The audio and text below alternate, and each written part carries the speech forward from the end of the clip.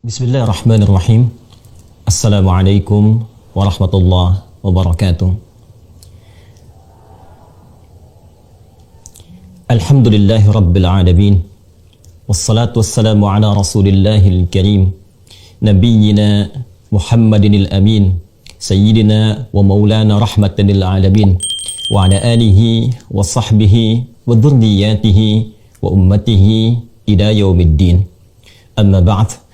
فيا أحباب الله وأحباب رسوله صلى الله عليه وسلم أوصي نفسي وإياكم بتقوى الله فقد فاز المتقون فلا تموتن إلا وأنتم مسلمون فقال تعالى يا أيها الذين آمنوا اتقوا الله حق تقاته ولا تموتن إلا وأنتم مسلمون. Yang kami hormati dan semoga dengan penghormatan kecil ini menghadirkan anugerah besar berupa kemuliaan di sisi Allah Subhanahu wa taala. Pertama, kepada para ulama, masyayikh, habaib, asatidzah yang terhubung melalui kajian peringatan Isra Mi'raj 1443 Hijrah ini.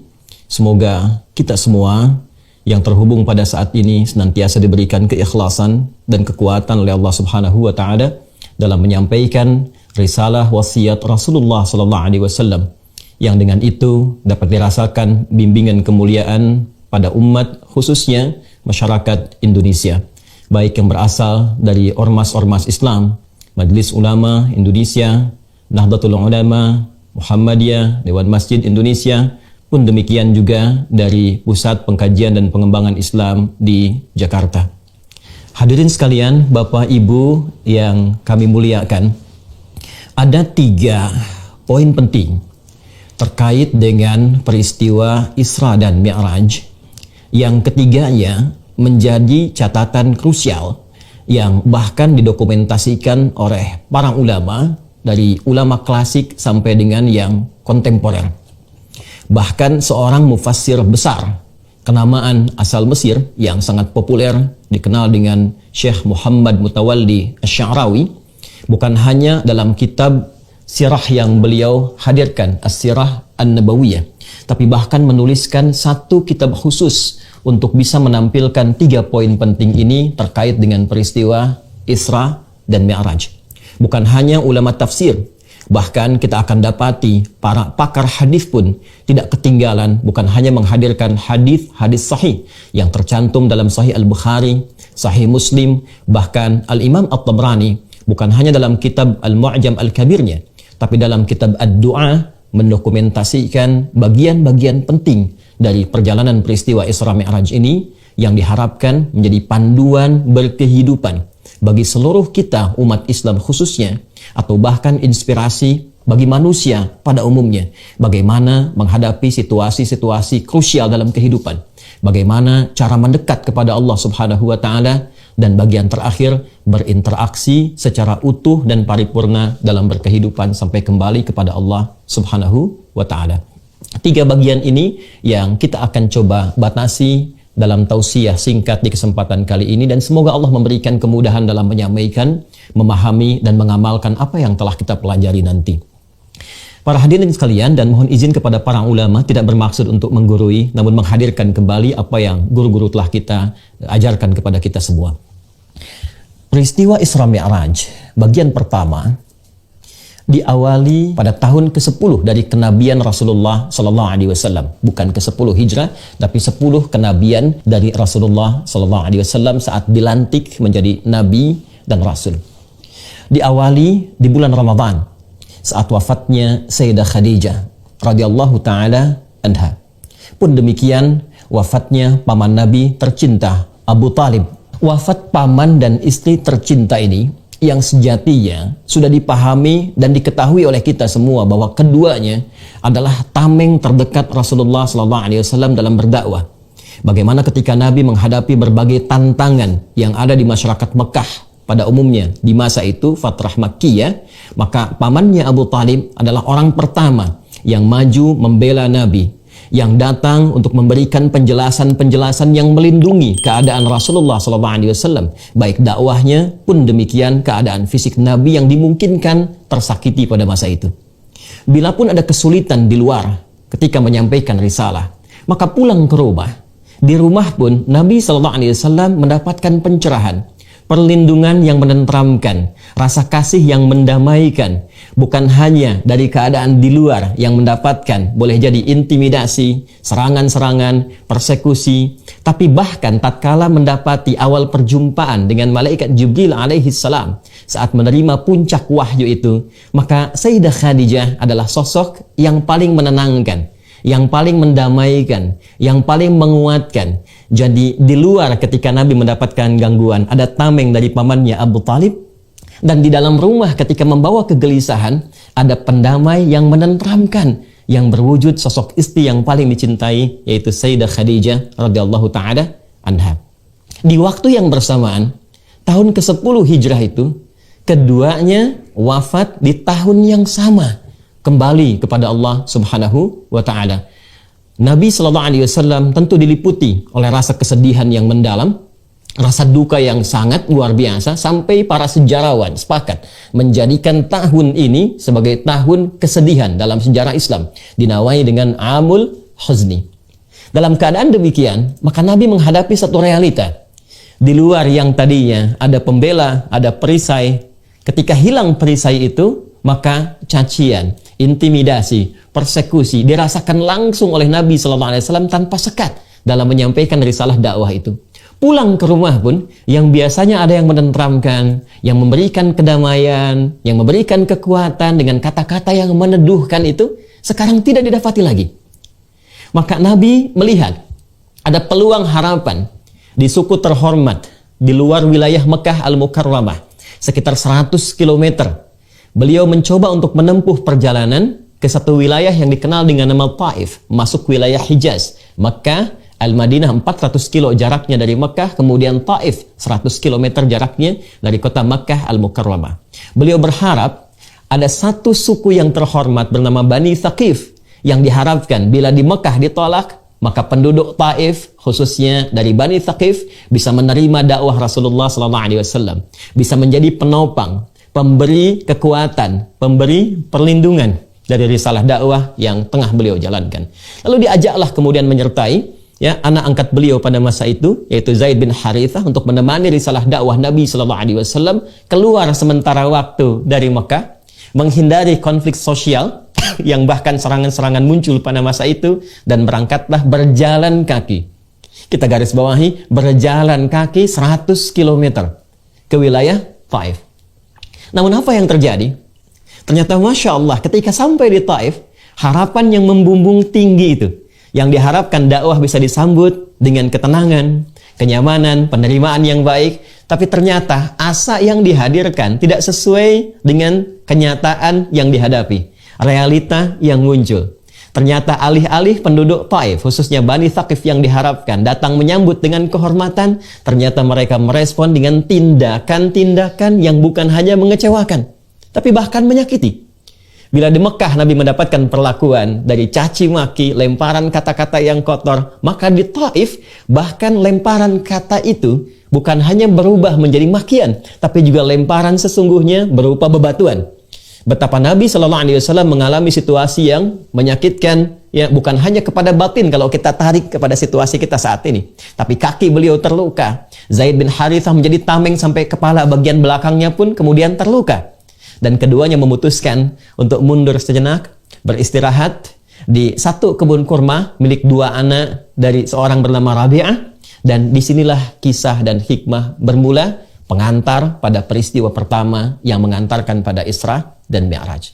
Ketika beliau sedang istirahat itu, maka malaikat Jibril diperintahkan oleh Allah Subhanahu wa Ta'ala untuk menyampaikan pesan kepada malaikat penjaga bukit di Taif itu. Mintakan kepada Muhammad sallallahu alaihi wasallam, Sayyiduna Rasulullah, mintakan apapun yang diminta, taati. Di sini titik pembelajaran yang penting untuk kita semua, Bapak dan Ibu sekalian. Seperti telah kita ketahui, ketika sampai malaikat penjaga bukit itu dan menyampaikan, ya Rasulullah Muhammad sallallahu alaihi wasallam, apa yang engkau perintahkan, aku taati. Sekiranya engkau perintahkan aku saat ini untuk mengangkat bukit di Taif ini dan menimpakan kepada penduduk yang telah menyakitimu, maka seketika aku akan lakukan. Maka mari kita lihat bagaimana jawaban Rasulullah SAW di bagian pertama pembahasan tentang Isra Mi'raj ini, yang jawaban inilah kemudian didokumentasikan secara lengkap oleh Al-Imam At-Tabrani dalam kitabnya Ad-Du'a, pun dikuatkan dalam kitab Mu'jamnya. Dan ini bagian terpenting yang mengantarkan pada peristiwa Isra dan Mi'raj. Apa jawaban Nabi? Nabi mengatakan, la, jangan lakukan. Fa'innahum qawmun la ya'lamun. Boleh jadi mereka menghadirkan respon yang menyakiti itu, yang melukai itu, bukan karena diniatkan untuk sengaja melukai, bukan karena diniatkan untuk sengaja menyakiti, namun mereka melakukannya karena boleh jadi mereka belum tahu saja hakikat tentang sesuatu. Mereka belum tahu tentang manfaat agama ini. Maka aku berharap esok lusa ada keturunan-keturunan di Bani Thaqif, ada keturunan-keturunan di Taif ini yang kelak akan beriman pada risalah Muhammad sallallahu alaihi wasallam. Lantas seketika beliau berdoa dan perhatikan permohonannya kepada Allah Subhanahu wa taala. Ilahi, ilaika ashku dha'fa quwwati wa qillata hilati wa hawani 'alan nas. Ya Allah, saat ini aku mengaduhkan kepadamu tentang kelemahanku dan kurangnya dayaku di hadapan manusia. Ya Arhamar Rahimin, duhai yang sempurna kasih dan sayangnya. Anta Rabbul Mustad'afin. Aku menyadari dan meyakini Engkau adalah perawat setiap orang-orang yang lemah, golongan-golongan yang terlemahkan. Anta Rabbi, dan Engkau pun Rabb yang merawatku, yang menyayangiku, yang mengasihiku. Ila man takiluni. Setelah perlakuan di Taif ini, kemana lagi Engkau perkenankan aku untuk melangkah menyampaikan risalah dakwah? Ila ba'idin yatahajjamuni. Apakah ke tempat yang masih jauh dan di tempat itu masih ada sekelompok orang yang akan menyakitiku? Am ila aduwin malaktahu amri. Atau tempatnya masih dekat, yang ketika aku sampai ke tempat itu masih ada orang-orang yang tidak suka kepadaku lantas akan menyakitiku lagi. Masya Allah. Malam takun bika alayya ghadabun fala uballi. Sepanjang engkau tidak marah kepadaku, aku tidak peduli. Engkau sampaikan aku ke tempat yang jauh dan berpotensi menyakiti aku, atau tempatnya masih dekat dan berpotensi aku disakiti kembali, berpotensi aku dimusuhi kembali, aku menerima ya Allah. Yang penting engkau tidak marah kepadaku. Walakinna rahmatan liya awsa. Dan aku yakin sungguh kasihmu kepadaku lebih luas dibandingkan dengan perlakuan-perlakuan yang menyakitkan itu. Ilahi, ya Allah, aku bersandar kepadamu sepenuhnya. Aku bersandar kepadamu sepenuhnya. Malam tunzil ilayya ghadabak wa la yahilla alayya sakhatuk. Sepanjang engkau tidak turunkan kemarahanmu kepadaku, atau tidak hadir murkamu kepadaku ya Allah, maka aku bertawakal kepadamu. Ilaikal utbah hatta tarda, la hawla wa la quwwata illa bik.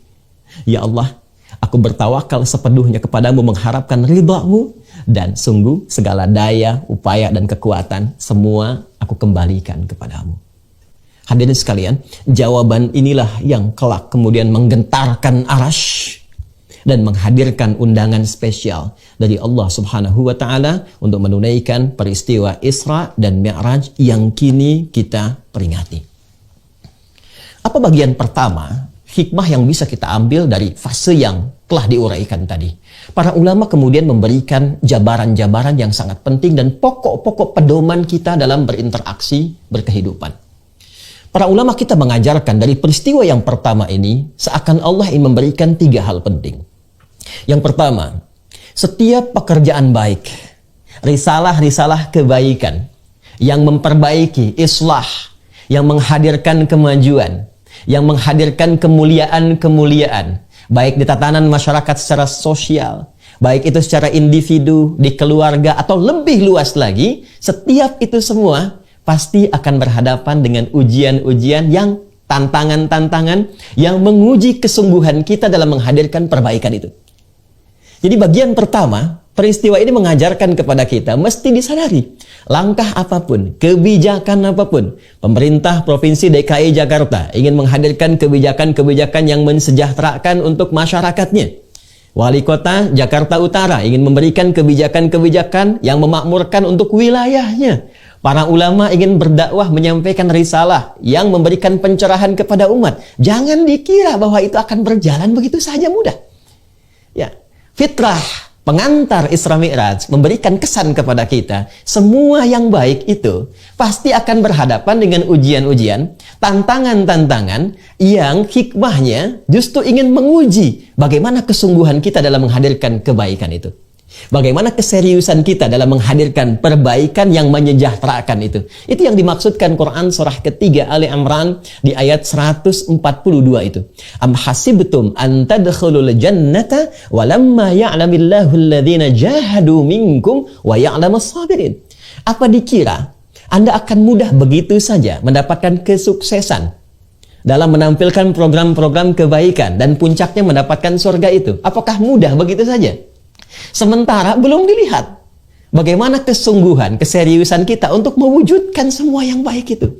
Jadi ternyata fitrah yang baik akan berhadapan dengan ujian-ujian yang nampak terlihat buruk, tapi sesungguhnya menguji keseriusan dan kesungguhan kita bagaimana mewujudkan kebijakan-kebijakan yang baik itu berwujud karakter kinerja. Itu satu. Dan semakin tinggi, semakin besar perubahan dan kebijakan kebaikannya, maka semakin tinggi pula tantangannya. Itu yang dimaksudkan di Quran surah kedua Al-Baqarah di ayat 214. Am hasibtum an tadkhulul jannata walamma ya'tikum mathalul ladzina khalau min qablikum massathumul ba'sa wad-dharra wa zulzilu hatta yaqula ar-rasulu wal ladzina amanu ma'ahu mata nasrullah ala inna nasrallahi qarib. Jangan dikira mudah begitu saja mendapatkan harapan-harapan kebaikan, bahkan surga, puncak kemuliaan yang diharapkan, mudah didapatkan begitu saja. Kata Allah tidak. Kesuksesan akan bersanding selalu dengan ujian. Ibu ingin mendapatkan anak yang sukses, jangan dikira mudah begitu saja, berharap, berdoa, sukses, langsung sukses. Tidak. Akan ada ujiannya. Akan ada kesabaran yang menjadikan kita melihat setiap perubahan-perubahan dari anak itu. Bila di skala keluarga saja sudah sedemikian kompleks, maka hal yang lebih besar lagi, spektrum yang lebih luas lagi, di lingkungan kemasyarakatan, di lingkungan berbangsa, bernegara, maka tantangannya lebih besar lagi. Seperti orang dulu pernah sukses melewati ujian, maka kita pun yang berkeinginan sukses, kata Allah, akan diberikan ujian yang setara dengan kadar ikhtiarnya. Kadang baksun, ringan. Kalau Anda ingin ke masjid, apakah serius mau ke masjid, mau ke JIC? Maka diturunkan hujan rintik-rintik. Itu baksun namanya. Masih berangkat nggak kalau hujan? Ya, orang Arab mengatakan kalau ini ringan, dia katakan la ba'sa, ini ringan, nggak apa-apa. Orang Indonesia lebih hebat lagi, labas, lewat. Kalau masih berangkat, hujan dinaikkan levelnya, lebih besar lagi. Darra, yang berdampak kepada fisik. Masih mau berangkat nggak? Masih mau cari payung nggak? Kalau dengan yang deras sedikit masih belum berangkat, artinya level kita masih digerimis. Masih ujian-ujian kecil. Kalau membuat kebijakan, ya ini ingin bikin bangunan A, ingin bikin taman B, ya baru karena cacian sedikit saja, baru karena kritik saja, sedikit tidak jadi dilakukan, itu masih gerimis levelnya. Itu pengantarnya. Ya. Maka yang paling menarik ketika Anda melangkah pada kebijakan yang besar, dakwah yang besar, risalah yang besar, wazulzilu. Terkadang Allah hadirkan ujian-ujian yang menggoncang kepada jiwa. Zilzal itu seperti gempa. Ya, pikiran kita gempa. Bagaimana merencanakan ini? Tantangannya lebih besar. Hati kita gempa. Kadang-kadang malam nggak bisa tidur. Ya, ada pekerjaan di suami di kantor jadi bermasalah. Pulang ke rumah istri jadi pikiran. Itu zilzal, gempa. Ya, wazulzilu. Ya, normal. Rasul pun mengalami itu. Hatta yaqula ar-rasulu walladzina amanu ma'ahu mata nasrullah. Rasul mengalami itu. Nabi mengalami itu. Karena fitrah kesuksesan yang besar akan menghadirkan fitrah ujian yang menguji kesungguhan kita untuk mewujudkan segala kebesaran yang diharapkan itu. Itu bagian yang pertama. Bagian yang kedua masih dalam segmen pertama, Pra, Isra, dan Mi'raj. Pelajaran ini mengantarkan kesan kepada kita bahwa bagaimana sikap Rasulullah SAW melihat secara proporsional dan elegan segala respon yang beliau terima dalam menyampaikan risalah kebaikan itu. Tadi kita katakan, tidak semua orang-orang yang berhadapan dengan kebijakan kita, baik di pemerintahan misalnya, atau bahkan dalam dakwah ketika menyampaikan, boleh jadi nggak semuanya sependapat. Dan di antara yang tidak sependapat itu, mungkin boleh jadi akan mencibir, boleh jadi akan mencela, boleh jadi akan mengkritik. Indahnya narasi pengantar Isra Mi'raj mengajarkan kepada kita sikapi semua respon itu secara proporsional. Seperti Nabi mengajarkan. Tidak semua yang mengkritik kemudian harus balas dengan cacian. Tidak semua yang memberikan masukan-masukan walaupun tidak menyenangkan, lantas kemudian kita respon dengan tindakan yang kontraproduktif. Tidak. Ya, perhatikan bagaimana Nabi merespon. La fa innahum qaumun la ya'lamun. Itu yang hilang sekarang di kita. Di spirit Isra Mi'raj mengantarkan kita untuk berpikir dengan jernih, membangun ukhuwah bukan terpecah belah, mencintai bukan menyakiti, merangkul bukan memukul. Ini satu fenomena yang kita hadapi sekarang ini. Bagaimana masyarakat terpolarisasi secara luas, ya saling mencela satu dengan yang lainnya. Padahal ayatnya kita hafal. Ya ayyuhalladzina amanu, Quran surah 49 itu, di ayat yang ke-11. Hei orang-orang yang masih merasa punya iman, la yaskhar qaumin qaum. Jangan saling mencela. Berapa banyak sekarang celaan kita dapati dalam kehidupan, di media sosial, ya, dalam kehidupan kita secara langsung. La yaghtab ba'dukum ba'dha. Jangan bikin hoax. Sekarang kita dapati, jangankan masyarakat biasa, para ulama dipertentangkan kiai A dengan B, ormas A dengan ormas B, pihak A dengan B. Itu realita yang sekarang kita hadapi. Dan spirit Isra Mi'raj yang kita peringati saat ini seharusnya menjadi solusi untuk itu. Itu yang dimaksudkan Quran. Surah ke-41 Fussilat di ayat yang ke-34 itu. Wala tastawil hasanatu wala sayyi'ah. Idfa' billati hiya ahsan. Ya, nggak sama yang baik dengan yang buruk itu. Kalau ada keburukan kita dapati dari respon itu, maka hadirkan respon yang elegan. Jangan dibalas buruk dengan yang buruk lagi. Kalau mampu, balas dengan yang baik, kata Allah. Kalau yang satu mencela, dibalas dengan celaan, maka apa bedanya dengan celaan yang pertama? Celaan itu hanya akan keluar dari lisan yang pulsanya pulsa celaan. Kalau memang sudah tercela, kenapa harus dicela lagi? Itu indah sekali gambaran Qur'annya. Idfa' billati hiya ahsan. Kalau kamu insan beriman, kata Allah, maka secara proporsional saja. Kalau sudah tercela, nggak usah dicela lagi. Balas dengan yang baik. Fa idzal ladzi bainaka wa bainahu. Ini adawatun ka'annahu waliyyun hamim. Boleh jadi balasan yang baik ini dari respon-respon negatif yang disampaikan, jika dibalas dengan positif, dengan yang menyenangkan, itu cemberut, di sini senyum, di sana memaki, di sini memuji, maka apa yang terjadi? Kata Allah, boleh jadi permusuhan itu akan berubah menjadi kasih sayang yang menyatukan secara setia. Perhatikan bagaimana Nabi Musa dan Harun diperintahkan oleh Allah untuk mendakwahi Fir'aun. Fir'aun itu kan makhluk paling zalim yang kezalimannya diabadikan oleh Al-Quran. Ngaku Tuhan. Ya, orang sekarang paling banter ngaku Nabi. Di Jakarta pernah ada yang ngaku malaikat, ya. Dulu pernah pengen nurunkan malaikat Jibril di Monas, ya. Alhamdulillah tuh diamankan oleh polisi kita. Ya, polisi kita tuh luar biasa. Jangankan teroris tuh yang ngaku malaikat ditangkap juga itu. Kemudian diluruskan, ya, diberikan pembinaan dan seterusnya. Tapi orang sekarang paling banter kalau nggak ngaku Nabi, ngakunya malaikat. Fir'aun ngaku Tuhan. Ana rabbukumul a'la.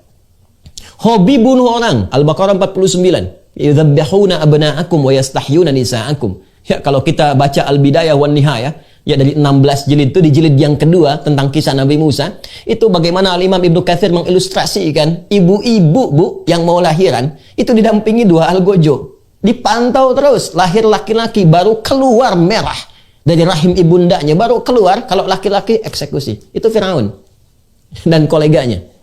Tapi sefir'aun-fir'aunnya, ketika Musa dan Harun diperintahkan oleh Allah Subhanahu wa taala alaihi wassalam untuk berdakwah kepada Fir'aun itu, apa perintah yang diberikan oleh Allah kepada keduanya? Quran surah ke-20 Taha ayat ke-43 sampai dengan 44. Idhaba ila fir'auna innahu tagha faqula lahu qawlan layyina la'allahu yatadhakkaru aw yakhsha. Musa dan Harun datangi Fir'aun itu dan dakwahi dengan penuh kelembutan. Allah tidak katakan berikan respon yang keras. tegur saja. Tidak. Allah katakan dakwahi dengan kelembutan. Mungkin dengan sikap lembut itu, boleh jadi dia sadar bahwa dia keliru dan menyimpang dari kekuasaannya, dari jabatannya. Ternyata Islam itu datang bukan untuk meruntuhkan jabatan. Bukan untuk meruntuhkan kekuasaan. Tapi mengarahkan, membimbing jabatan, kedudukan, dan kekuasaan pada keadaan yang terhormat dan melahirkan maslahat. Itu indahnya. Maka spirit pengantar Isra Mi'raj memberikan pesan kepada kita bahwa jika dalam kita menghadirkan perbaikan-perbaikan, entah itu tugas yang ulama, masyayikh, habaib, asatidz dalam mencerahkan umat, membimbing umat, atau juga tugas di umarah. Sekarang di wilayah Jakarta ada gubernurnya, wali kotanya, dan turunan-turunannya. Bila didapati respon-respon, gejolak-gejolak sosial, maka spirit Isra Mi'raj mengantarkan kepada kita hadapi dengan proporsional. Lihat mereka, siapa mereka, maka berikan respon sesuai dengan kadarnya masing-masing. Ketiga, ini bagian terpenting. Allah Subhanahu wa Ta'ala ketika melihat Rasulullah SAW memberikan sandaran perlindungannya, harapan-harapan pembelaannya kepada paman dan istrinya tercinta itu, maka disinilah Allah ingin menjadikan semua perlindungan, harapan-harapan itu hanya terpusat kepada Allah saja dan menjauh dari harapan-harapan kepada manusia. Maka wafatlah di tahun yang sama. Kita bisa mengatakan wafat sesuai ajal. Tapi apa sebabnya? Karena musabbib dan musabbab itu tidak ditanya, tapi sebab dipelajari. Musabbib yang mewafatkan, musabbab yang diwafatkan tidak harus ditanya, tapi sebabnya itu yang dipelajari. Sayyidah Khadijah radhiyallahu taala anha, Abu Talib paman Nabi radhiyallahu taala anhu meninggal dunia keduanya di waktu yang bersamaan dan keduanya pelindung bagi dakwah Nabi, bagi risalah Nabi. Wafat di tahun yang sama dan Allah berkehendak memberikan perlindungan langsung tanpa adanya harapan-harapan yang disematkan kepada makhluk. Pelajaran besar. Seakan Allah yang memberikan gambaran. Jika kita bersandar pada teman, itu bagus. Boleh jadi dalam lingkungan dakwah kita punya sahabat. Kiai A bersahabat dengan Kiai B, dengan Habib C, dengan Ustadz D, ya dengan Syekh C. Di pemerintahan ada sahabat, gubernur bersahabat dengan sekda, wali kota bersahabat dengan wakilnya, dengan staf-stafnya, semua menjamu persahabatan untuk bersinergi menyukseskan program yang telah dipersiapkan. Tapi bersandar kepada sahabat itu tidak akan abadi. Kalau bukan terbatas karena kedudukan, kalau sudah tidak menjabat lagi, sulit untuk mewujudkan bersama-sama. Apalagi kalau sudah batas kehidupannya berakhir. Sahabat kita meninggal, siapa yang jadikan sandaran? Alih-alih kita bersandar kepadanya, dia yang bersandar kepada kita untuk kita menggotong jenazahnya. Betapa banyak sekarang pejabat, bahkan Pak Gub saja, berapa banyak kemudian karena pandemi COVID kita berdoa kepada Allah, semoga yang telah berpulang dinilai sebagai syuhada, orang-orang baik yang dirahmati. Tapi kita belajar dari situ, berapa banyak kita menggotong sahabat kita, mengangkat jenazah mereka, mengantarkan ke kuburan. Dan terkadang merekalah orang terdekat yang memberikan inspirasi dalam kehidupan.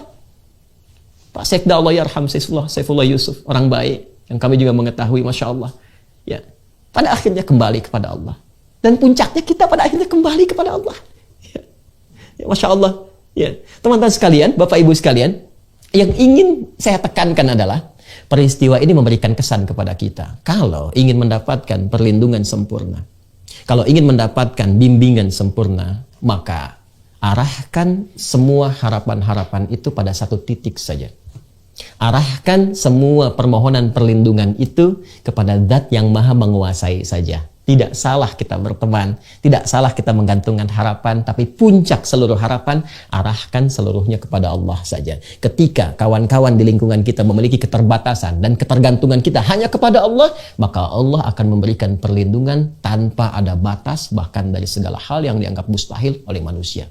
Itu yang kemudian mengantarkan Nabi Muhammad SAW setelah menyadari sepenuhnya bahwa peristiwa wafatnya Sayyidah Khadijah, peristiwa wafatnya Abu Talib adalah peristiwa pengantar, jembatan yang menghadirkan kuatnya tawakal kepada Allah. Setelah menyadari itu dan berdoa kepada Allah dengan doa yang tadi kami sampaikan, maka datanglah kemudian undangan dari Allah langsung untuk membuktikan dahsyatnya kekuatan Allah yang melampaui sandaran-sandaran pada manusia. Maka tibalah undangan itu dan diabadikan di Quran surah ke-17 Al-Isra di ayat pertama dan surah An-Najm surah ke-53 ayat 1 sampai dengan 18 itu. Allah berfirman, A'udzubillahi minasyaitonirrajim. Bismillahirrahmanirrahim.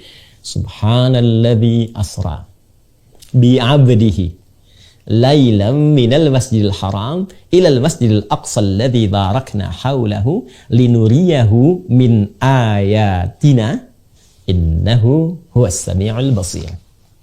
Baik, ini bagian pertama yang ingin saya tampilkan.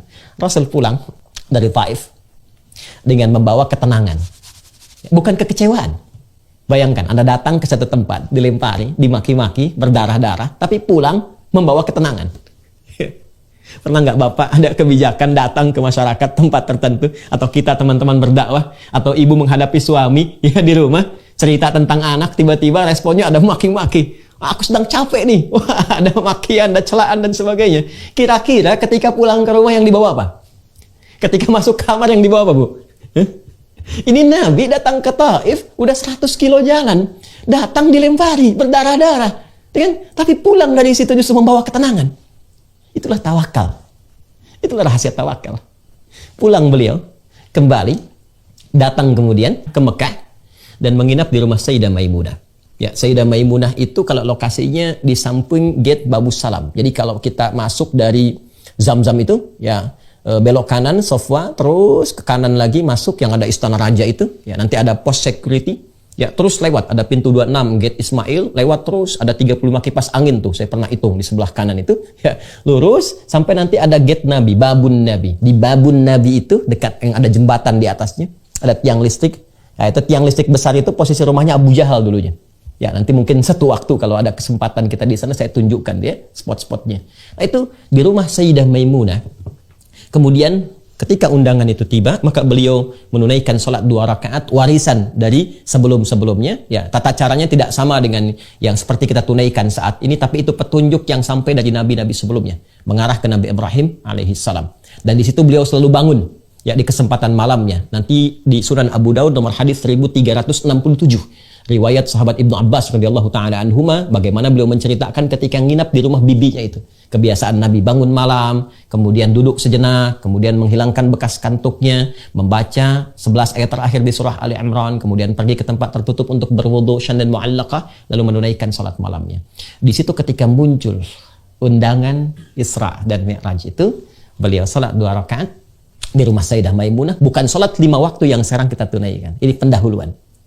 Maka berangkatlah, diisrakan dalam hadis riwayat Muslim juga di Al-Bukhari, ya, disiapkan burak, sejenis kendaraan, ya, satu hewan yang ditunggangi oleh beliau yang sekelabat mata menyampaikan langsung ke Masjid Al-Aqsa, lalu salat 2 rakaat dan lalu naik lantas ke langit sampai tiba ke Sidratul Muntaha seperti digambarkan di surah An-Najm itu. Saya persingkat dengan cepat. Yang paling menarik, pertama, ayat Isra Mi'raj ini, Quran surah ke-17 dengan namanya Al-Isra, itu dibuka dengan kalimat Subhan. Ya, para ulama kita insya Allah semua sudah mengetahui tentang makna kalimat Subhan ini. Di dalam bahasa Arab, apalagi diksi Al-Quran, jika disebutkan ada ayat dibuka dengan kata Subhan, Subhanallah, Subhanalladzi, dan turunan-turunannya, maka informasi yang digambarkan di ayat itu ingin disampaikan berisi peristiwa-peristiwa besar yang kadang tidak mampu ditangkap oleh akal. Ya, bukan tidak masuk akal, tapi akal nggak mampu nangkap. Ingat itu ya. Jadi semua yang melekat pada manusia itu sifatnya terbatas. Awas, hati-hati, hati-hati. Mata itu terbatas. Semakin jauh objeknya, semakin tak terlihat. Telinga itu terbatas, semakin frekuensinya itu turun di bawah 20 Hz atau di atas 20.000, kita nggak bisa dengar. Ya. Jadi kalau pendengaran terbatas, penglihatan terbatas, kenapa akal selalu tidak ingin terbatas? Jadi akal pun punya keterbatasan, nggak semua bisa ditangkap oleh logika. Bukan tidak logis, tapi akal belum mampu menangkapnya.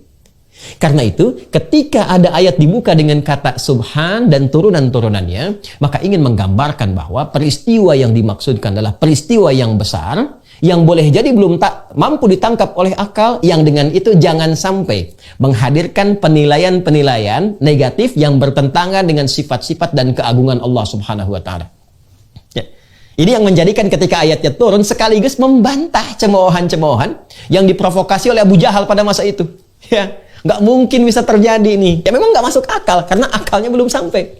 Masa dalam semalam bisa datang ke Isra, bisa datang ke Masjidil Aqsa, naik ke langit, sepertiga malam aja balik lagi. Sementara mereka menempuh perjalanan ke Palestina, wilayah Masjidil Aqsa itu bisa berbulan-bulan. Muhammad sallallahu alaihi wasallam, Sayyidina al-Mustafa, sepertiga malam ke Masjidil Aqsa, naik ke atas, turun lagi. Ya, maka mereka mulai mencemooh, ada yang ragu, ada yang meninggalkan. Ada yang berkata, gimana Tuhannya Muhammad ini? Mustahil ini. Ini nggak benar ini. Maka Allah turunkan jawaban. Hei, subhan. Aku tidak seperti yang kalian tuduhkan. Nggak seperti yang kalian sifatkan. Ya. Allah kalau berkehendak, sangat berkuasa. Apapun bisa terjadi. Ini sekaligus memberikan penguatan kepada Rasulullah. Ya. Perhatikan, apa yang bisa dikerjakan oleh pamanmu Abu Talib? Apa yang pernah bisa dilakukan oleh istrimu Sayyidah Khadijah? Mereka punya keterbatasan. Allah kalau berkehendak, jangankan melindungimu, memperjalankan engkau ke tempat terjauh pun, hanya sekali pandangan, engkau bisa sampai. Jangankan ke Palestina, Masjid Al-Aqsa, yang dicita-citakan oleh semua para nabi untuk hadir di dalamnya, ke langit pun, hanya satu kelebat bisa sampai. Itu gambaran pertama penguatan dari Allah. Orang yang mampu bertawakal dengan kuat kepada Allah Subhanahu wa ta'ala, maka dengan itu linuriyahu min ayatina, kami tunjukkan, kata Allah, kebesaran kami, kehebatan kami. Ya, jadi pesan kedua yang ingin sampai kepada kita dari segmen yang kedua ini, jika kita mampu bertawakal kuat kepada Allah Subhanahu wa taala, menghadirkan rasa yang kuat untuk terpatri kepada kuasa Allah Subhanahu wa taala, menyadari bahwa Allah pelindung kita, pemberi rezeki kita, pemberi ketenangan, yang merawat kita, menyembuhkan, memaafkan, maka dengan segala kuasanya Allah akan tunjukkan, aku lebih berkuasa dibandingkan dengan segala kesulitan yang tengah engkau hadapi. Engkau minta pada siapa? Maka ini puncak janji, puncak pertolongan Allah Subhanahu wa taala, dan itu hanya dibuka, bisa datang dengan puncak ketawakalan. Jadi peristiwa Isra Mi'raj ketika berlangsung, pertama itu berisi tentang penguatan akidah, perkaranya perkara iman, bukan perkara akal. Jadi kalau ditangkap pakai akal, tidak akan sampai. Tapi kalau ditangkap pakai iman, hikmah akan datang membimbing kita untuk memahaminya. Sebab kalau Allah mau, apapun bisa terjadi. Ya. Secara antropologis, kita nggak bisa tangkap. Ya, akal hanya membayangkan anak itu bisa lahir kalau ada hubungan seksual antara laki-laki dan perempuan. Lahir anak. Kalau Allah berkehendak, tidak ada laki-laki, nggak pernah disentuh siapapun, bisa mengandung, melahirkan. Itu Maryam alaihissalam. Kalau Allah berkehendak, tidak ada ibunya, nggak ada bapaknya, bisa lahir. Itu Adam alaihissalam. Kalau Allah berkehendak, ada perempuan lahir dari bagian laki-laki. Itu Sayyidah Hawa alaihissalam. Jadi kalau Allah berkehendak, semua kemungkinan ada. Yang nggak ada bapak dan ibu, bisa ada Adam. Yang dari laki-laki bagiannya lahir perempuan, ada Hawa. Yang nggak ada laki-lakinya perempuan mengandung, ada Maryam. Yang normal seperti kita, wujudnya ada berupa fitrah dalam berkehidupan. Itulah Isra Mi'raj, ingin mengajarkan kepada kita, Allah kalau mau berkehendak apapun kun fayakun. Jadi dan terjadi. Ini secara akidah ditanamkan pada diri kita. Akidah itu kan dari kata akada. Sesuatu yang terikat kuat. Ikat kuat keyakinan ini dalam jiwa kita. Bahwa pelindung kita itu Allah. Yang maha segalanya. Kalau sedang susah, kembali kepada Allah. Coba sekarang kalau sedang susah, ngadunya pada siapa? Kalau sedang ada kesulitan, curhatnya kemana?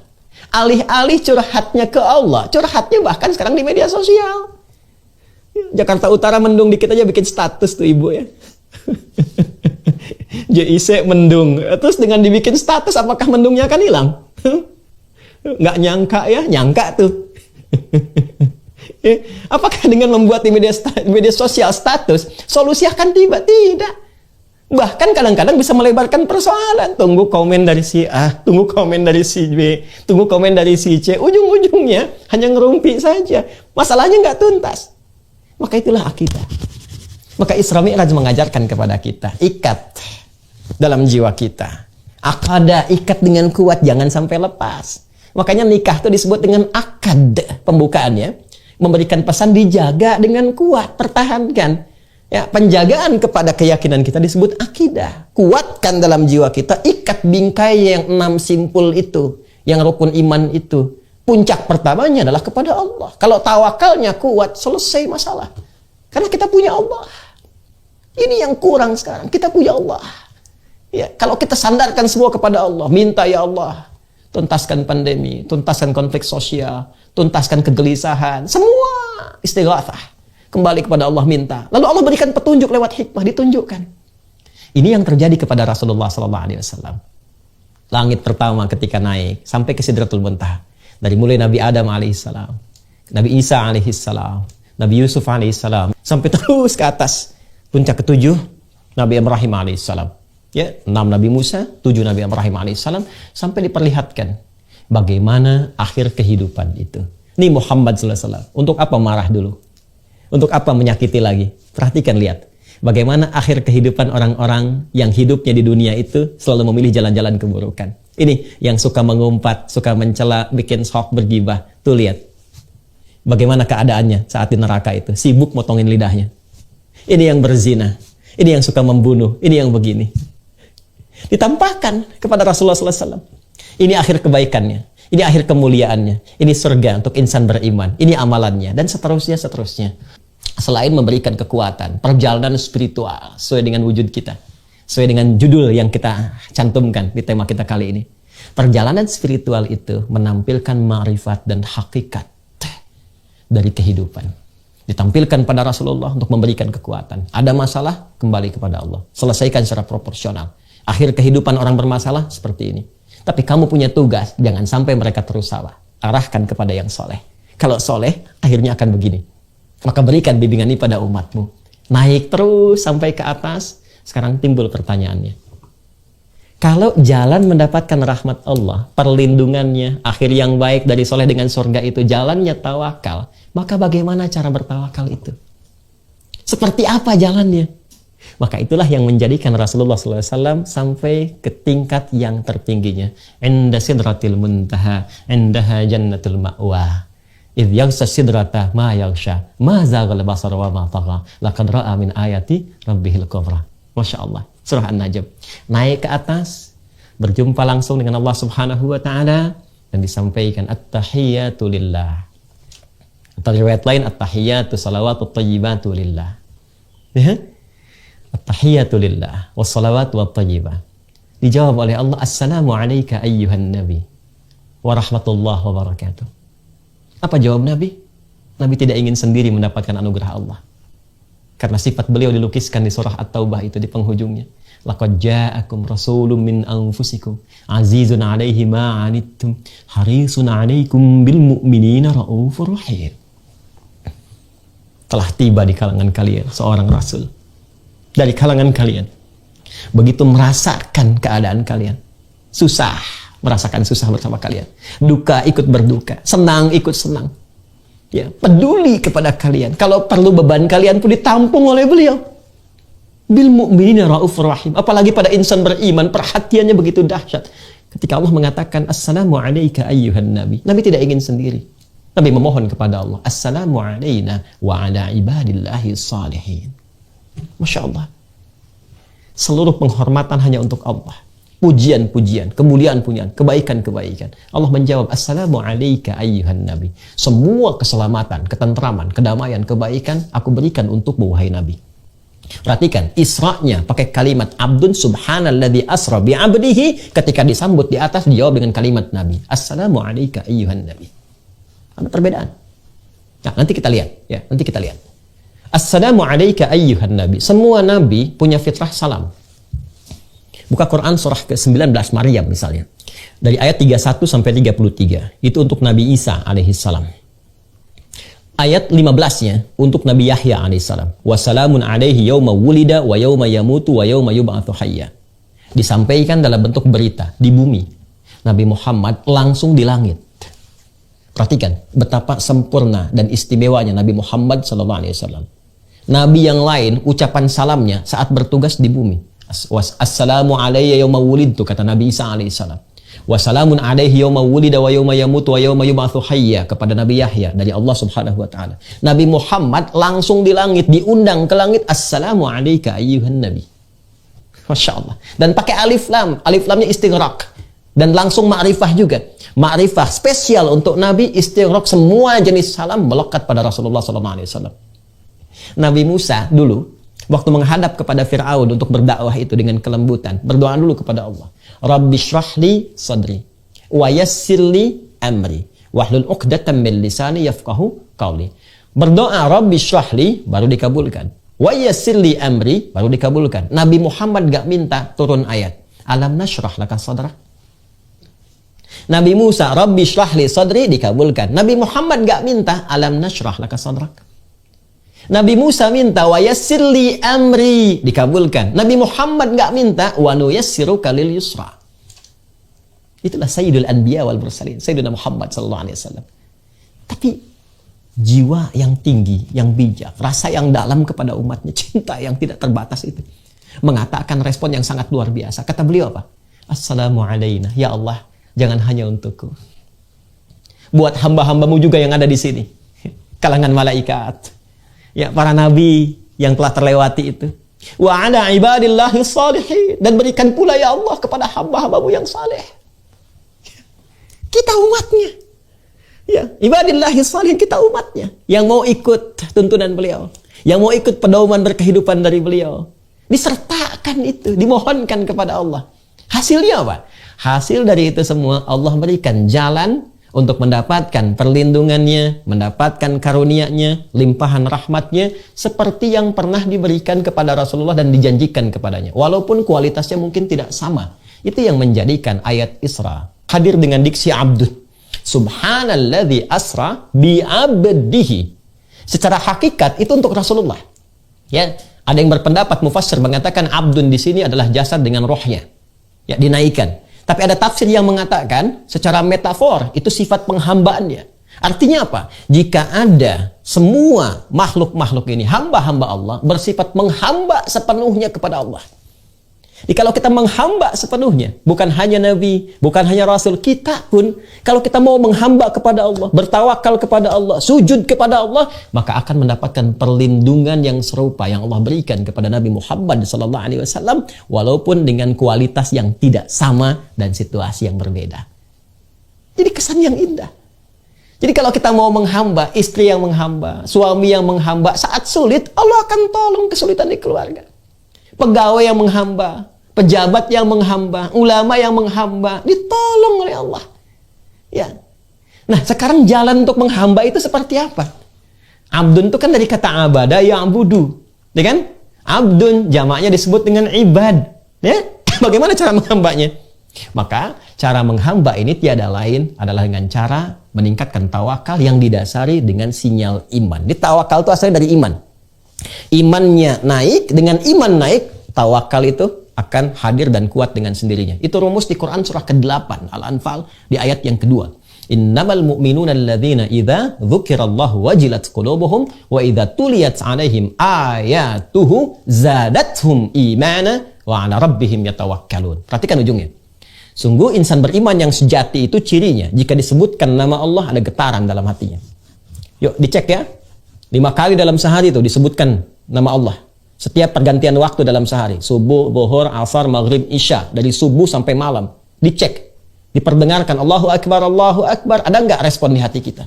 Kalau masih ada, itu tanda iman.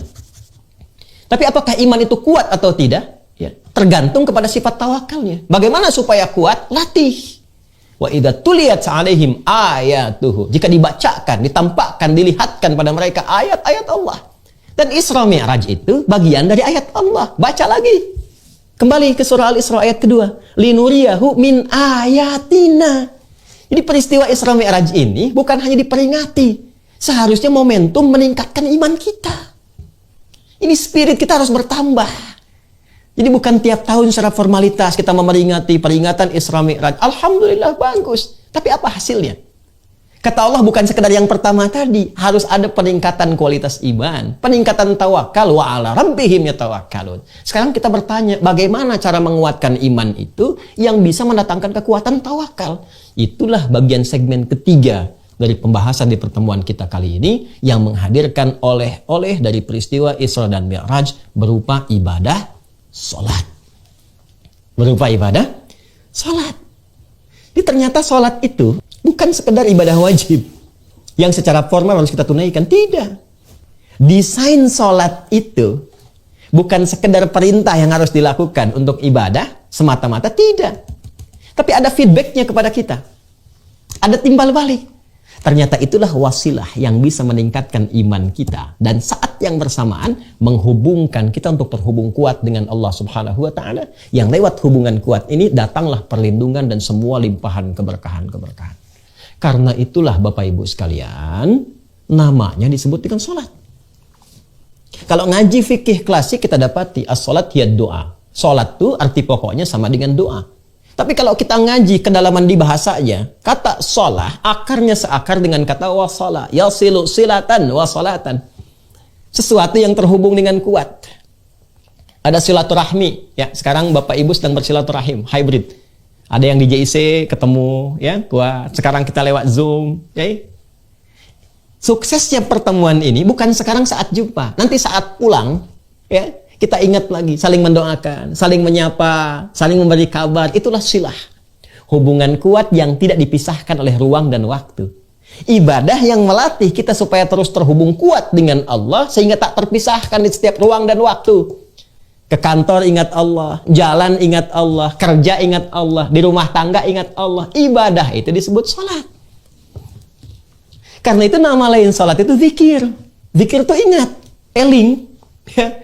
Buka Quran surah keempat. An-Nisa ayat 103. فَإِذَا قَضَيْتُمُ الصَّلَاةَ فَاذْكُرُوا اللَّهَ قِيَامًا وَقُعُودًا وَعَلَى جُنُوبِكُمْ. Kalau kamu selesai menunaikan sholat, maka keberhasilan itu bisa dilihat. Kalau setelah sholat, ingat sama Allah, terhubung.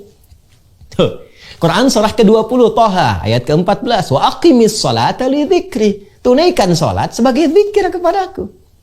Jadi kalau orang sholatnya benar, apa yang terjadi? Ada ketersambungan, konektivitas dia dengan Allah Subhanahu wa Ta'ala. Kalau ingat kepada Allah, pasti akan terlindungi. Perlindungan pertama dari maksiat. Gak ada orang ingat Allah itu bisa korupsi. Saat korupsi, dia ingat Allah. Gak mungkin korupsi. La yasrikul mu'min indama yasrik fahuwa mu'min. Kata Nabi, gak mungkin orang beriman itu mencuri, ketika mencuri masih ada iman dalam dirinya. Karena ingat Allah. Gak mungkin keluar dari JIC setelah menunaikan ibadah sholat Jumat atau sholat fardu. Tiba-tiba keluar tertukar sandal. Mustahil. Sebab saat akan dipakai, ingat Allah. Wah, yang saya yang mana ya? Saya kayaknya yang ini ya. Padahal dia masuk gak pakai sandal itu. Ini gak mungkin terjadi. Nggak mungkin salah ketik ketika bertugas. Karena tahu diawasi oleh Allah. Terhubung. Kalau konektivitasnya tinggi, itu yang menjadikan perlindungan Allah datang. Menjaga dari perbuatan buruk. Ketika yang buruk itu dapat dihindarkan, maka yang baik akan datang. Rahmat Allah, perlindungan, kebaikan, kemuliaan. Itu yang menjadikan kekuatan iman bertambah. Karena itulah kalimat sholat pertama dalam Al-Quran. Itu dibuka dengan kata iman.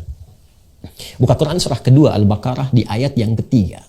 Sebelum Allah menyebutkan sholatnya, imannya dulu yang ditampilkan. Alladzina yu'minuna bil ghaib wa yuqimunas shalah. Ya, cara meningkatkan ketakwaan, kemuliaan, kebaikan dengan cara meningkatkan iman itu dengan baik. Setelah iman itu meningkat, apa yang terjadi? Latih dia. Dengan apa? Dengan sholat. Alladzina yu'minuna bil ghaib wa yuqimunas shalah.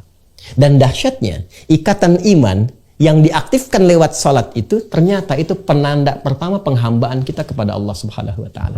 Masih ingat ayatnya yang di Al-Isra ayat kedua? Subhanalladzi asra bi 'abdihi. Tadi saya katakan abdun akarnya dari kata abada, ya'budu. Ya? Kemudian apa lagi? Orangnya abdun. Jamaknya disebut dengan ibad. Perintahnya u'bud. Sekarang perhatikan, setelah kita menghamba kepada Allah, datang menuhankan Allah Subhanahu wa Ta'ala dan mengatakan dari kita hamba, apa perintahnya? Pindah ke Quran surah ke-20 Toha ayat ke-14. Innani anallah la ilaha illa ana fa'budni. Fa'budni. Kata Allah, sungguh akulah Allah. Nggak ada Tuhan yang layak dipertuhankan, disembah kecuali aku. Fa'budni, perintahnya pakai fi'il amr. Bud. Ya, kalau kita lakukan, maka yang melakukannya disebut dengan abdun. Jamaknya disebut dengan ibadun. Sembah aku, kata Allah, menghamba kepada aku. Kita bertanya, bagaimana caranya ya Allah? Teruskan ayatnya. Wa aqimis sholata lidzikri. Menghamba itu caranya dengan menunaikan sholat. Jadi sholat itu identitas penghambaan kita kepada Allah yang menunjukkan kekuatan dan keberadaan iman.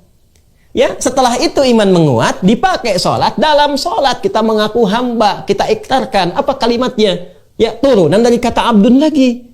Ya, apa yang kita katakan? Iyyaka na'budu wa iyyaka nasta'in. Allahu akbar.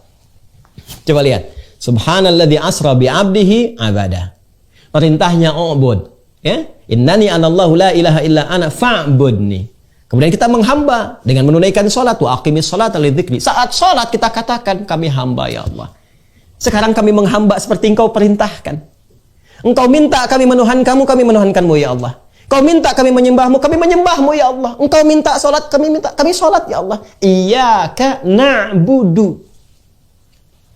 Masya Allah. Ketika ada kalimat iyyaka na'budu, apa jawab Allah? Perhatikan, bukankah Nabi ketika naik ke atas peristiwa Mi'raj itu diberikan perlindungan oleh Allah? Jaminan perlindungan, jaminan kekuatan, jaminan kebaikan, jaminan pertolongan dari semua persoalan-persoalan yang dihadapi. Pertolongan ma'unah. Minta tolong, ista'ana yasta'inu. Kita minta tolong, nasta'in. Baik ya?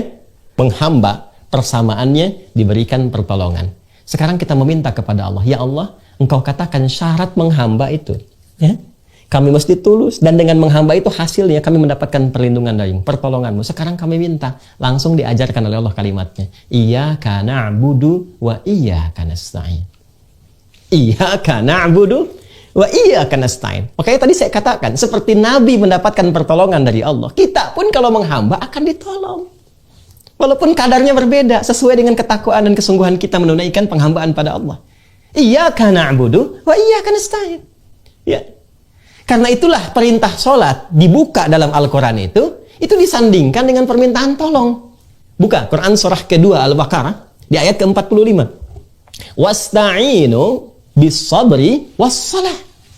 Kalau engkau punya persoalan dalam kehidupan, kata Allah, terima dulu.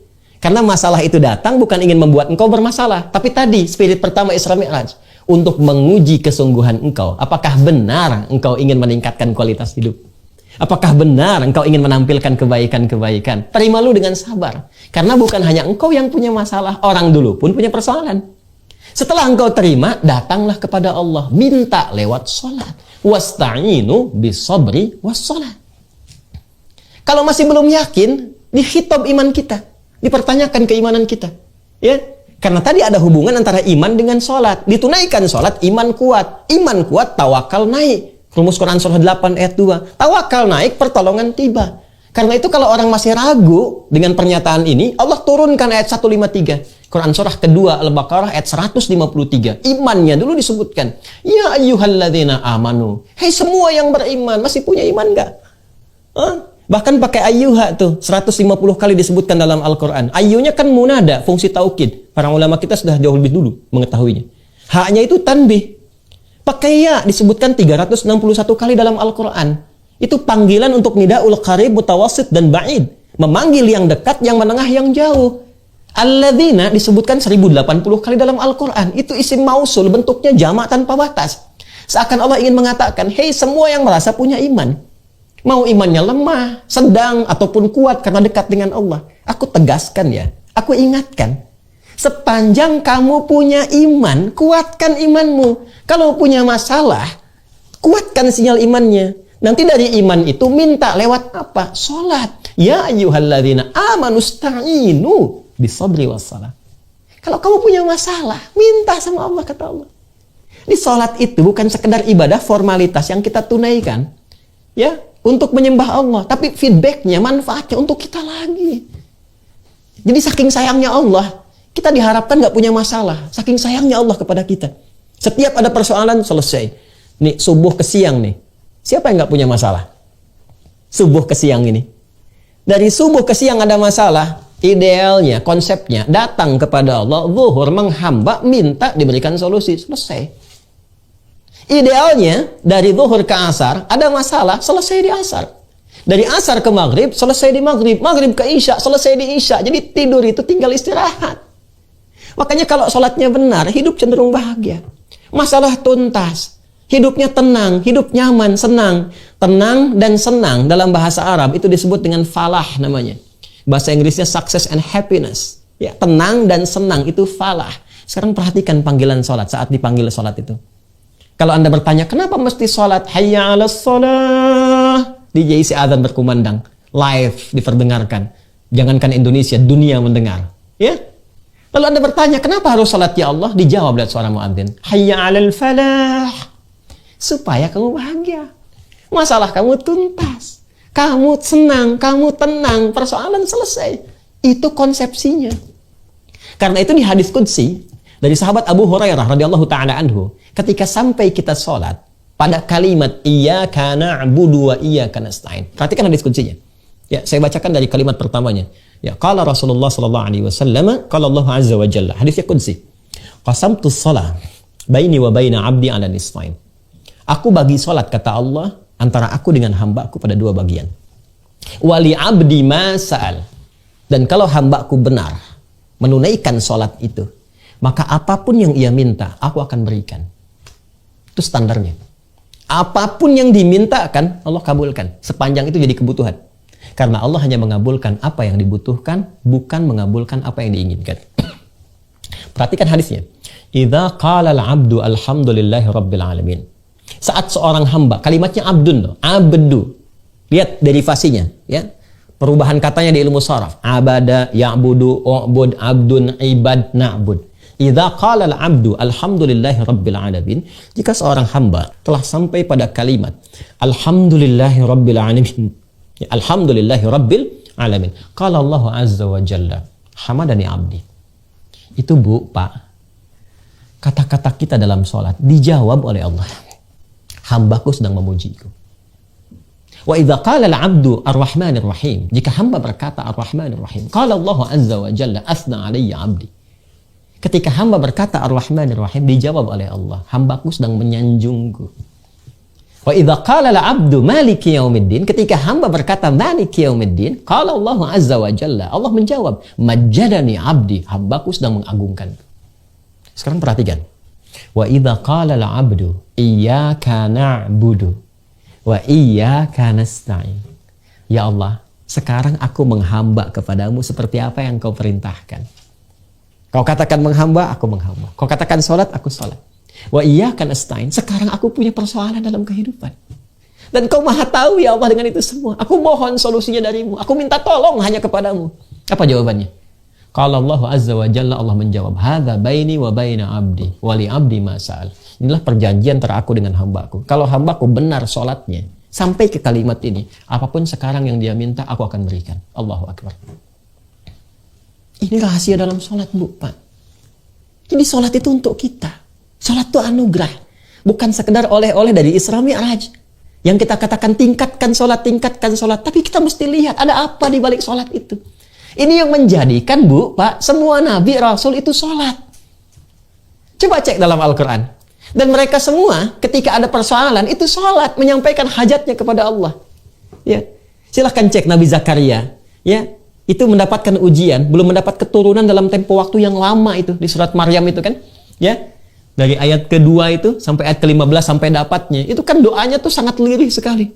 Ya Rabbi inni wahanal azmu minni washta'ala ra'su syaiba walam akum bidu'aika rabbi syaqiyya. Dari rambut hitam sampai memutih, belum dapat keturunan, fisiknya sudah letih. Istri secara medis, maaf ibu, secara medis istri beliau divonis menopause dan mandul. Elisabeth namanya, istri Nabi Zakaria itu. Saudaranya Imran, ya, dengan Hannah. Apa yang terjadi? Sholat. Sholatnya spesial, ditunaikan di mihrabnya Maryam. Pindah surahnya ke surah ketiga, Ali Imran, ayat 38 sampai 39. Ditunaikan sholat di mihrabnya Maryam, cari tempat yang mustajab. Ya. Apa yang terjadi? Perhatikan ayatnya, viral sampai dengan sekarang. Hunalika da'a Zakaria rabbah. Di mihrab itu Nabi Zakaria kemudian sholat, memohon kepada Allah, berdoa. Qala rabbi habli min ladunka dzurriyyatan thayyibah innaka sami'ud du'a. Ya Allah, mereka mengatakan memvonis istriku tak mungkin punya keturunan. Kata mereka nggak mungkin aku punya anak. Istriku divonis secara medis monopause dan mandul, nggak mungkin punya keturunan. Maka aku hanya meminta kepadamu, sang pemberi tanpa punya batas. Sifat Allah yang memberi tanpa batas disebut dengan Wahhab. Qala rabbi habli, ya Allah yang engkau memberi tanpa batasan. Mereka mengatakan aku punya keterbatasan, engkau tak punya batas. Mohon anugerahkan keturunan darimu saja. Hanya engkau yang mampu mendengar doaku. Kalau pada yang maha mengabulkan doa, pada yang maha mendengar tidak mengabulkan, lantas kepada siapa lagi aku mesti memohon? Apa yang terjadi? Perhatikan ayat 39-nya. Itu baru minta Pak, Bu. Belum selesai sholatnya. Baru berdoa dalam sholat. Sholatnya belum selesai, masih berdiri. Sholat belum selesai. Bahasa Arabnya berdiri itu qa'imun. Masih sholat, yusolli. Tiba-tiba turun malaikat langsung. Pakai fa lagi. Para ulama kita, Masya Allah, para masyayikh, ya, lebih mengetahui daripada kami. Fa itu kan di ilmu nahu, harfu atfin rabitin baina syai'aini bila hudud. Huruf yang menyambungkan konjungsi dua peristiwa tanpa jeda. Peristiwa pertama berdoa, peristiwa kedua dikabulkan doa. Antara berdoa dengan dikabulkan, nggak ada jedanya, Pak. Orang Betawi bilang nggak pakai lama gitu. Fanadathu, seketika turun malaikat menyeru kepada Nabi Zakaria. Fanadatul malaikatu, perhatikan syahidnya. Wa huwa qa'imun yusalli fil mihrab. Anallahu yubashshiruka bi Yahya. Turun malaikat sedangkan beliau masih berdiri dalam sholatnya, baru selesai doa, belum selesai sholat. Jadi kalau sholatnya benar, kita berdoa, belum selesai sholat pun dijawab, Pak. Bu. Itu yang menjadikan semua nabi sholat. Ya. Nabi Isa ketika lahir, ya, itu sudah dalam buayan ibunya sudah mengatakan, mendeklarasikan saya sholat. Buka Quran surah ke-19, ya, surah Maryam ayat 31 sampai 33. Ayat 31 sampai 33. Wa ja'alani mubarakan aina ma kuntu wa awsani bis shalah. Allah memberkahi aku dan juga ibuku. Allah mewasiatkan kepadaku supaya aku sholat. Nabi Isa, Yesus, Mesias, sholat. Nabi Musa sebelumnya sholat. Quran surah ke-20 ayat ke-14. Innani anallahu la ilaha illa ana fa'budni wa aqimis sholata li dzikri. Itu perintah Allah pada Nabi Musa. Tarik jauh lagi, Nabi Ibrahim sholat. Bahkan ke Ismail, ke anaknya, meminta sholat. Nabi Ismail itu minta kepada keluarganya sholat. Buka Quran 19 surah Maryam ayat ke-55. Wa kana ya'muru ahlahu bis sholah. Kan? Baik ya. Wa kana ya'muru ahlahu bis shalah. Nabi Ibrahim mengatakan inna salati wa nusuki wa mahyaya wa mamati lillahi rabbil alamin. Yang diviralkan nanti oleh Sayyidina Ali, iftitahnya Nabi sallallahu alaihi wasallam di Sunan Abu Daud itu. Ya kan? Jadi semua salat. Jadi kalau kita tarik dari Nabi Muhammad sallallahu alaihi wasallam sampai ke Nabi Adam, semua salat. Ya, Muhammad bin Abdullah bin Abdul Muttalib bin Hashim bin Abdul Manaf bin Qusay bin Murrah bin Kilab bin Ka'ab bin Ghalib bin Fihir bin Malik bin Nadar bin Khuzaimah bin Mudrika bin Ilyas bin Nizar bin Mudar bin Ma'ad bin Addi bin Adnan bin Adri bin Muqawwam bin Nahur bin Tarikh bin Ya'rub bin Yasjub bin Nabit bin Ismail alaihissalam bin Ibrahim alaihissalam bin Azar au bin Nahur bin Abir bin Kinan bin Arfakhshad bin Sam bin Nuh alaihissalam bin Mihlail Batushala bin Kinan bin Anwas bin Tis bin Adam alaihissalam. Salat. Jadi Nabi sholat, Rasul sholat. Kita bukan Nabi, bukan Rasul. Males sholat, tapi pengen ditolong. Siapa kita? Kan jadi aneh. Kan jadi aneh tuh. Kalau ingat almarhum Abang Dakeh Izzaddin MZ itu kan kita jadi senyum sendiri gitu kan. Kan banyak nih anekdot dari beliau itu. Ya, ketika susah mengatakan, aku sedang diuji. Ya, ikut sekolah nggak pernah, tapi pengen ujian. Sekolah di mana pengen ujian? Ya. Kita mengatakan diuji, tapi nggak pernah dekat sama Allah. Ya gimana mau diuji? ini gambaran gitu ya. Jadi Bapak Ibu sekalian, saya ingin katakan bahwa sholat itu penting. Ternyata manfaatnya untuk kita. Dan keterkaitannya dengan Isra Mi'raj, tadi saya uraikan. Secara ayat sudah ada. Secara kalimat saya terangkan hubungannya. Secara hadis ada. Ini sejarah pun nampak. Kurang apa lagi? Qurannya ada, hadisnya ada. Ayatnya terhubung, sosoknya ada, di sejarah diakui, diperingati oleh kita sampai sekarang setelah 15 abad. Pertanyaannya, hasil dari sholat itu hadir nggak dalam kehidupan kita? Coba kita cek itu. 1, menjadikan kita terlindung dari maksiat. Quran surah ke-29 ayat ke-45. Innas salata tanha 'anil fahsya wal munkar. Salat mencegah, melindungi kita dari perbuatan maksiat. Sumbernya cuma 2. Kalau bukan fahsya, itu munkar. Fahsyah itu keburukan yang bersumber dari syahwat. Pornografi, porno aksi, LGBT, itu fahsyah.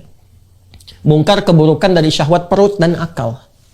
Ya, kebohongan, dusta, pertengkaran, perselisihan, korupsi, nepotisme, itu bagian dari mungkar. Orang sholat tuh gak akan mengerjakan itu karena terlindungi. Jari orang tahiyat gak akan pernah dipakai maksiat. Jari orang tahiyat gak akan pernah dipakai maksiat. Coba, kalau Bapak misalnya minta ada orang tanda tangan tuh, ya pada proyek yang tidak jelas. Kalau jarinya jadi tahiyat gak akan dipakai untuk maksiat itu. 1. 2, sholat membuat kita tenang. Karena sholat disebut zikir, fungsi zikir menenangkan kepada hati. Quran surah ke-13 ayat ke-28. Ala bidzikrillahi tatma'innul qulub. Sekarang setelah sekian lama kita sholat, pernahkah merasakan ketenangan? Tuh. Pernahkah terlindung dari maksiat, dari ujung kepala sampai ujung kaki? 3. Fungsi sholat mempercepat pengabulan doa. Quran surah ke-3 tadi, ayat 38 sampai 39. Coba cek, setiap punya masalah, pernah nggak kita menghamba kepada Allah? Datang malam tahajud, hamparkan sajadah, minta solusi. Itu jalan. Ya, salat mendatangkan kebahagiaan, kesuksesan. Quran surah ke-23 ayat 1 dan 2. Qad aflahal mu'minun. Kalau kamu beriman pasti sukses kata Allah. Pasti bahagia. Apa ikhtiar pertamanya? Alladzina hum fi salatihim khasyi'un. Kalau khusyuk salatnya. Nah, jadi bagian ketiga ini, segmen terakhir oleh-olehnya, mari jadikan spirit Isra Mi'raj ini bukan hanya untuk diperingati, tapi untuk introspeksi, mengoreksi diri kita. Sejauh ini, bagaimana kita mengamalkan oleh-oleh terbesar, mukjizat terbesar, penghambaan terbesar yang disampaikan oleh Allah, dihadiahkan kepada Rasulullah SAW, pun demikian untuk umatnya. Kalau selama ini kita sholat, boleh jadi belum mendapatkan anugerah yang tadi disebutkan, koreksi sholatnya. Mungkin kata Allah, 1, sholat yang ditunaikan belum khusyuk. Itu di Al-Baqarah ayat 45 sampai 46. Atau yang kedua, maaf, diduga kata Al-Quran, ada orang yang sholat tapi tidak paham apa yang dibaca dan dilakukan dalam sholatnya. Itu isyarat di Quran surah 29 ayat ke-45. Utslu ma uhya ilaika minal kitab. Sebelum sholat, tilawah dulu. Tilawah itu baca, pahami, amalkan. Baca dulu bacaan sholat. Pahami dulu. Kenapa takbir begini? Apa maknanya? Banyak kitabnya. Ada Asrarus Shalah, ya, ada Nadharat fi Ma'anis Shalah. Kenapa takbir begini? Kenapa kalimatnya Allahu Akbar? Apa maknanya? Jangan-jangan setiap sholat Allahu Akbar, tapi dalam kehidupan merasa akbar. Akbar dengan jabatan, akbar dengan harta, sehingga angkuh kepada teman sendiri, sombong dengan orang lain, merasa yang paling hebat, merasa yang paling berilmu, yang lain rendah semua. Ada orang salah, dieksplorasi kesalahannya, sementara kebaikannya mungkin masih banyak. Katanya Allahu Akbar, tapi kenapa merasa akbar dalam kehidupan? Katanya Allahumma ba'id, minta diampuni dosa, tapi masih berdosa. Katanya wajjahtu inna sholati wa nusuki wa mahyaya, dan turunan-turunan lainnya, tapi mana kepasrahannya kepada Allah? Mana tawakalnya? Ini yang patut kita kaji lagi. Kita mesti belajar pada ulama kita lagi. Alhamdulillah, Masya Allah, sekarang di EJIC berkumpul. Dari MUI ada, dari Ormas ada, dari Nahdlatul Ulama, dari Muhammadiyah, dari DMI, dari JIC-nya, Masya Allah. Kayak Subki mudah-mudahan berkah dalam mengelola, ya. Kayak Dr. Didi juga berkah semuanya.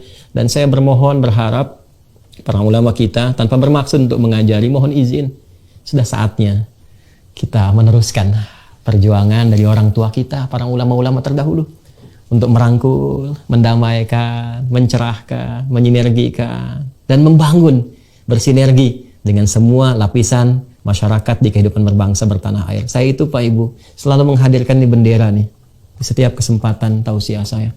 Karena ini bukan hanya simbol, bukan hanya lambang, tidak. Tapi di sini Pak ada spirit perjuangan. Ya, ini ada gambaran darah para syuhada kita, pejuang, para ulama yang gak berulang kita bisa munculkan sekarang. Kita bisa sensus berapa banyak ulama kita berjuang. Ini kain kafan mereka. Ya, maka setiap kita melihat ini, kita mesti mengerti ada perjuangan besar dengan keringat, darah, air mata. Masa iya kita korbankan dengan polarisasi, terpecah belah, saling memaki. Sementara kita menginginkan Indonesia maju, Indonesia makmur, Indonesia hebat, Indonesia baldatun thayyibatun wa rabbun ghafur. Karena itu, sekali lagi, mari kita jadikan spirit Isra Mi'raj untuk menyikapi segala hal dengan proporsional. 1, mendekatkan diri kepada Allah dengan bertakarub dan tawakal.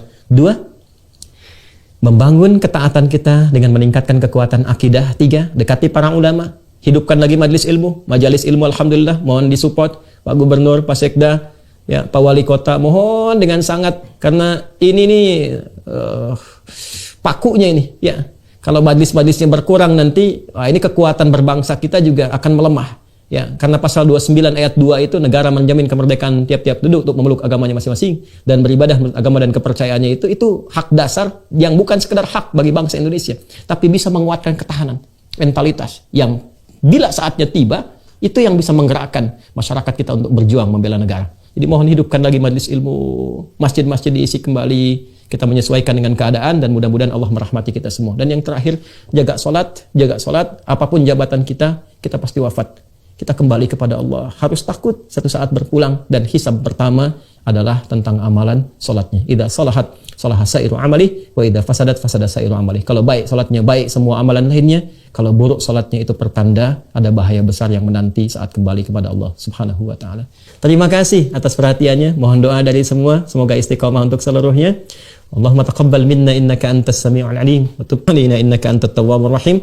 Allahumma ij'al jam'ana hadza jam'an marhuma wa tafarruqana min ba'dihi tafarruqan ma'suma. Rabbana atina fid dunya hasanah wa fil akhirati hasanah wa qina adzabannar. Wa sallallahu ala sayyidina Muhammad wa ala alihi wa sahbihi ajma'in. Wa akhiru da'wana subhanakallahumma wa bihamdika nashhadu an la ilaha illa anta nastaghfiruka wa natubu ilaik. Walhamdulillahi rabbil alamin. Wallahu wafiq ila aqwamit thariq fastabiqul khairat. Assalamualaikum warahmatullahi wabarakatuh.